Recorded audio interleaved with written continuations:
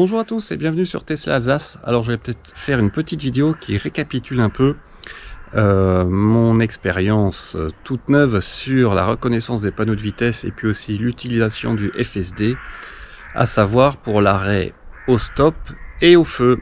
Et puis on va donc parler de ça dans cette vidéo. Alors je voulais commencer par vous montrer, faire un petit récapitulatif des panneaux qui sont reconnus. Donc là vous voyez, vous avez un panneau zone 30 où le 30 est un peu plus petit que le panneau classique. Donc là c'est bien reconnu, quelle que soit la hauteur. Par contre il faut bien que ça se fasse en ligne droite, hein. J'ai vu que par exemple si vous tournez à droite et que le panneau est juste là, quelques mètres après le virage, la voiture ne le reconnaît pas.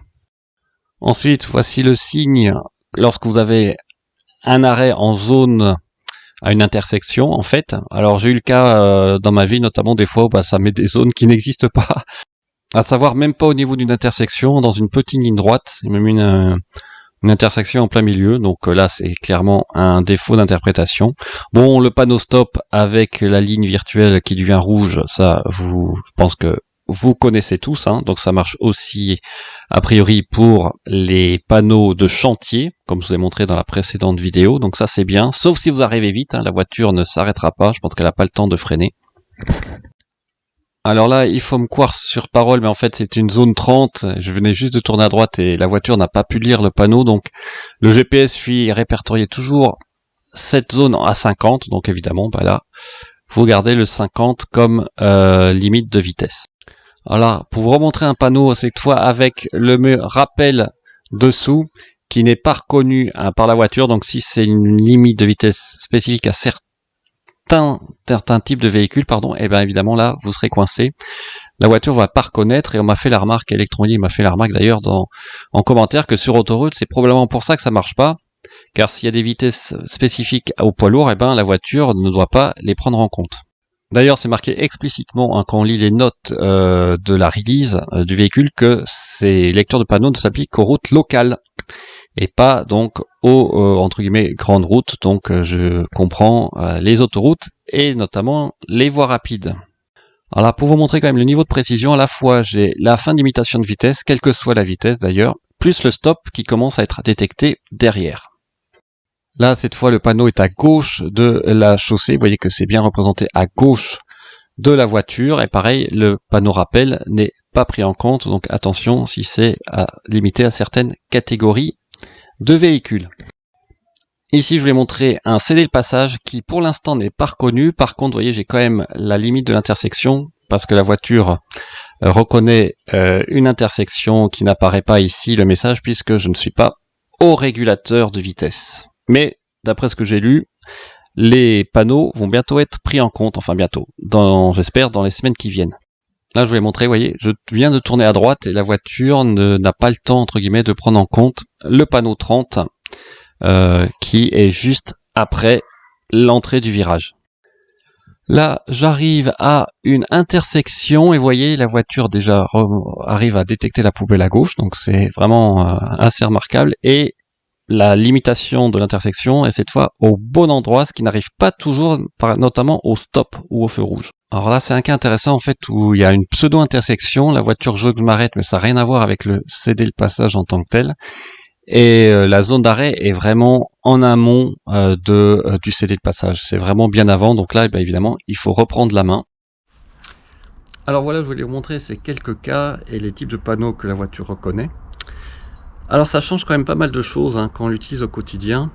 D'abord évidemment pour pouvoir utiliser cette reconnaissance des stops et des feux, il faut mettre le régulateur.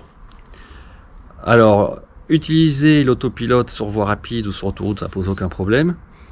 Utiliser le régulateur sur des départementales et des nationales, je pense que beaucoup d'entre nous le font pour respecter la limite de vitesse tout d'abord, et puis aussi parce que c'est un certain confort.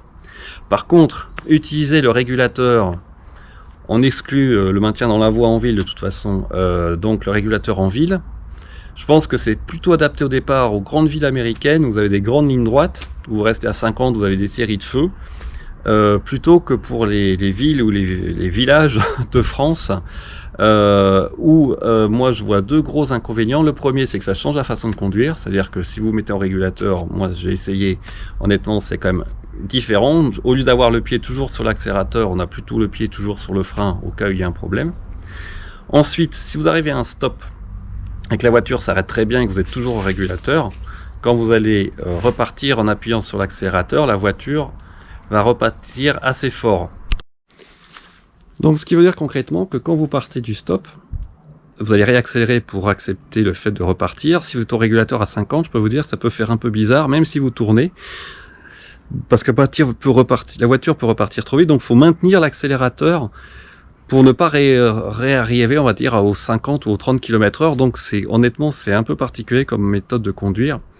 Et puis l'autre problème aussi, c'est que si la ligne rouge est bien avant le stop ou des fois avant le feu, alors là, ça pose un autre problème, c'est-à-dire que vous réaccélérez pour accepter le stop, mais comme vous n'êtes pas arrivé encore au stop, il faut refreiner, s'arrêter complètement et repartir.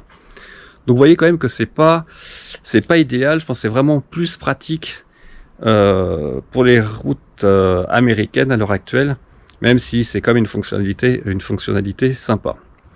Et puis l'autre problème évidemment, c'est que l'ajustement automatique de la vitesse n'a pas lieu avec le régulateur de vitesse dynamique seul. Il faut en théorie avoir aussi le maintien dans la voie, et ça en ville c'est hors de question. Et en plus ça marche peut-être une fois sur 10. Ça marche notamment quand vous sortez d'une zone de limitation où il y a le panneau, par exemple 50, hop, la voiture sait que c'est 80 sur la portion d'après, là oui la voiture va réaccélérer. Mais encore une fois, il faut avoir le maintien dans la voie, ce qui est loin d'être évident et même pas du tout recommandé en zone urbaine. Donc moi ce que j'attends plutôt dans les mois qui viennent, c'est plutôt une fiabilisation de la reconnaissance des panneaux, qui devient aussi active automatiquement avec le régulateur, surtout sur les départementales et les nationales. Comme ça vous ne posez plus la question, la voiture passerait de 70 à 80 à 50 idéalement qu'on arrive en zone urbaine, mais avant d'arriver au panneau, ce serait quand même mieux que la voiture anticipe. Et puis quant à l'arrêt des feux et au stop, là je pense qu'honnêtement pour l'instant il y a encore du progrès à faire pour pouvoir l'utiliser dans des bonnes conditions en ville. Voilà, écoutez, j'espère que cette petite vidéo vous a plu. On se dit à très bientôt sur Tesla Alsace.